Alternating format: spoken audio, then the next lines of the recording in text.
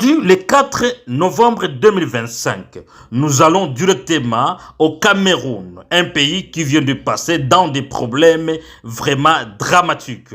Le Cameroun, Bagno en flammes, la colère de la population explose durant le ville morte. Qu'est-ce qui se passe? Tension extrême à Bagno, j'ai dit, dans les maillots Bagno, à Damoua donc. La situation a dégénéré après la décision du préfet de sceller plusieurs commerces restés fermés durant les villes mortes décrétées du 3 au 5 novembre 2025 par l'opposant Issa Chiroma Bakari en contestation des résultats de la présidentielle du 12 octobre.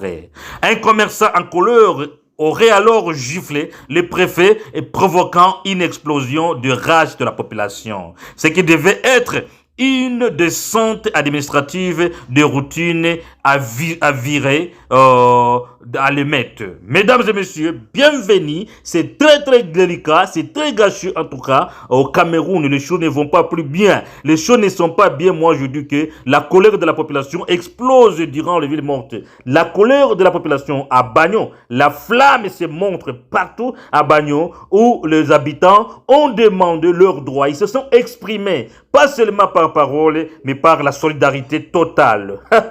C'est grave, vraiment, commentez, likez, partagez la vidéoconférence en soutien à notre chaîne. Nous vous demandons aussi de vous abonner si vous n'êtes pas encore abonné à notre chaîne. L'info et la vérité et l'information continue. Entrons donc à détail, mais avant tout, je vous dis bonjour, bonsoir et bon après-midi selon votre position, je vais dire, où vous vous trouvez maintenant en ce moment même. Alors, c'est quoi au juste?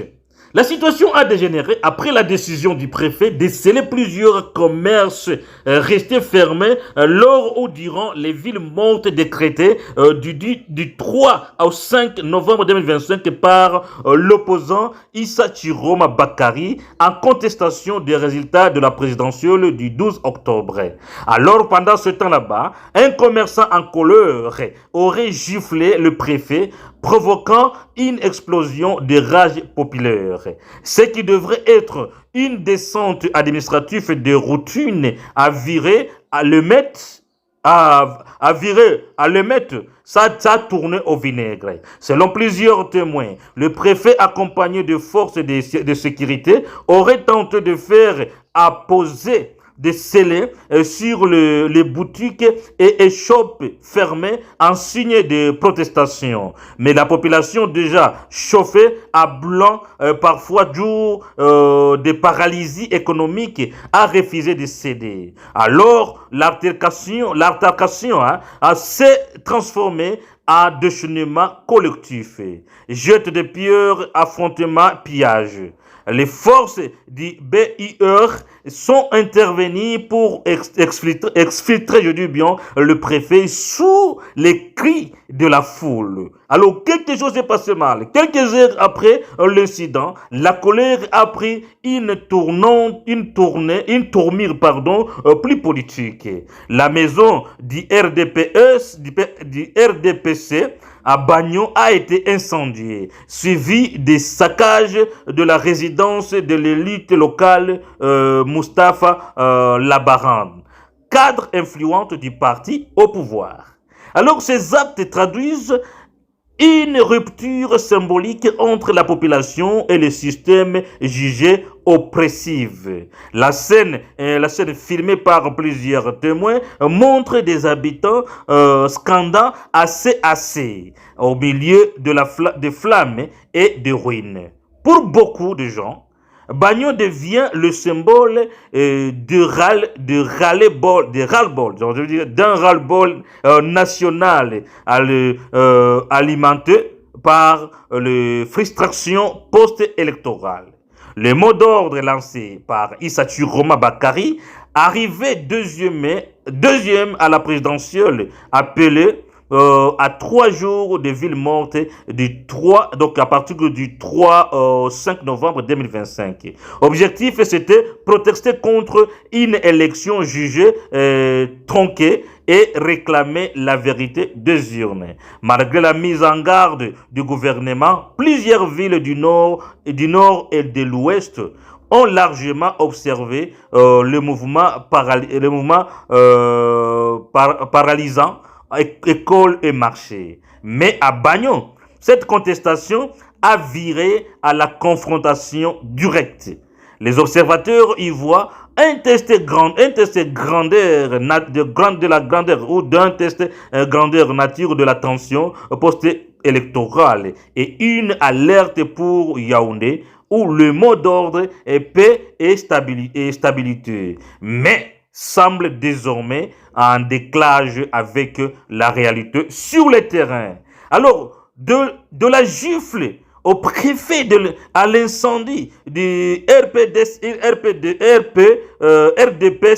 alors la colère des Bagnons révèle un pays fracturé déjà, où la moindre seulement étincelle peut provoquer un incendie politique. Les appels au calme se multiplient, mais la peur demeure palpable face à une contestation qui s'étend. Le gouvernement saurait-il désamorcer la crise sans enflammer davantage les esprits des gens. Voilà ce qui se passe au Cameroun. Les choses se passent trop mal au Cameroun. La population des Bagnos ne s'était pas laissée faire comme d'autres populations intimidées. Les gens là, ils n'étaient pas intimidés. D'abord, ils viennent de passer plusieurs jours sans travailler, sans ouverture des boutiques, des échoppes et de quoi. Maintenant, pendant qu'il y a une petite accalmie, ils viennent ouvrir leurs boutiques.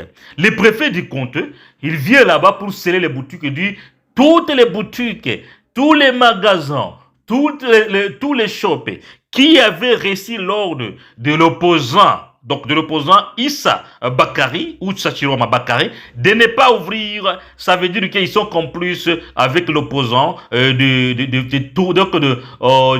troubles à l'ordre public, de faire les manifestations. Alors leurs boutiques, leurs biens seront gelés jusqu'à la nouvelle ordre.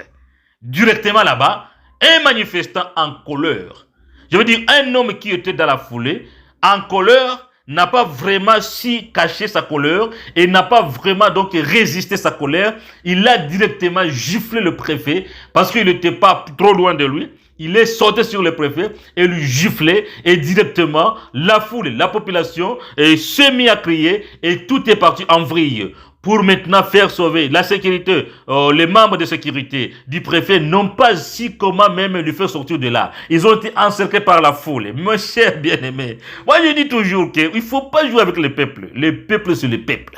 Même si vous portez des armes, même si vous essayez de jeter, de vous tirer même à bout portant. Regarde ce qui s'est passé en Tanzanie, comment la population a accepté la mort. Ils ont accepté. Vous tuez l'un, les autres continuent la marche. Vous tuez vingtaine et les autres continuent. Vous tuez cinquantaine, les autres continuent. Vous tuez les centaines, les autres continuent. Jusqu'à ce qu'ils ont tué 800 morts. C'est seulement ça, les chiffres dénoncés par l'opposition tanzanienne. Des 800 morts. Imaginez, 800 morts. Mais la foule n'a pas arrêté. Vous tuez jusqu'à ce que vous serez fatigué. Mais seulement la foule n'a pas fait en Tanzanie usage des armes. Si c'était le cas, ils pouvaient même prendre les armes des militaires ou des policiers. Mais ils n'ont pas fait ça parce qu'ils étaient nombreux. Quand au moins 50 personnes, 50 personnes entourent contre seulement 5 policiers, ils peuvent récupérer leurs armes et commencer à combattre les forces de l'ordre. Mais ils n'ont pas fait ça. Ils ont accepté la mort de mourir pour leur patrie, pour leur pays. C'est ce qui s'est fait maintenant au Cameroun où la population de Bagno ne veut pas se laisser faire. La population de Bagno a dit non, quand c'est trop, c'est trop. On ne peut plus continuer comme ça. On a été toujours... Donc, ce pays ici, maintenant, nous sommes très réprimandés par le membre du gouvernement, même au niveau provincial et au niveau même territorial et consorts. On ne peut plus, c'est assez. Nous avons le droit de travailler. C'est pas parce que nous avons manifesté que nous n'avons pas le droit d'exercer nos commerces dans notre propre pays. Comment nous allons faire nourrir notre famille? Comment nous allons faire scolariser nos enfants? Comment nous allons payer les frais scolaires? Alors, comme vous nous empêchez, vous scellez nos boutiques, nos shops et nos magasins. Qu'est-ce que vous voulez encore d'autre? Après tout ce que vous venez de nous faire. S'il y a eu des manifestations, ce n'est pas la faute d'Issa Chiroma, c'est la faute du gouvernement qui n'a pas su prendre ses responsabilités en main et accepter la défaite. Il fallait quitter le pouvoir. Quand vous avez perdu, il ne faut pas tricher. Mais c'est ce qui a été fait. Toujours tricherie. Donc, Paul Biya ne pouvait pas accepter de quitter le pouvoir. Donc, surtout, je veux dire, ses pères paternels. Donc, ses parrains ne pouvaient pas lui laisser pouvoir accepter qu'il quitte le pouvoir avant qu'il trouve quelqu'un pour le remplacer. Alors, avec ça, les habitants de là ont été très très courageux. Nous remercions beaucoup et nous disons, mais nous ne sommes pas fans aussi de, je veux dire, des troubles à l'ordre public, mais ils ont pris la défense juste. Ils ont défendu leur cause, leur bien, et cela, il n'y a pas d'injustice pour ça. Mais dites-nous dans les commentaires, qu'est-ce que vous pensez, qu'est-ce que vous voyez? Est-ce qu'ils ont fait mal de se défendre, ils ont fait mal de prendre leur destin en main? Vous allez nous le dire dans les commentaires. Merci, l'information continue à notre chaîne d'Info La Vérité. Abonnez-vous, partagez, commentez, likez la vidéo en soutien à notre chaîne. Nous vous remercions.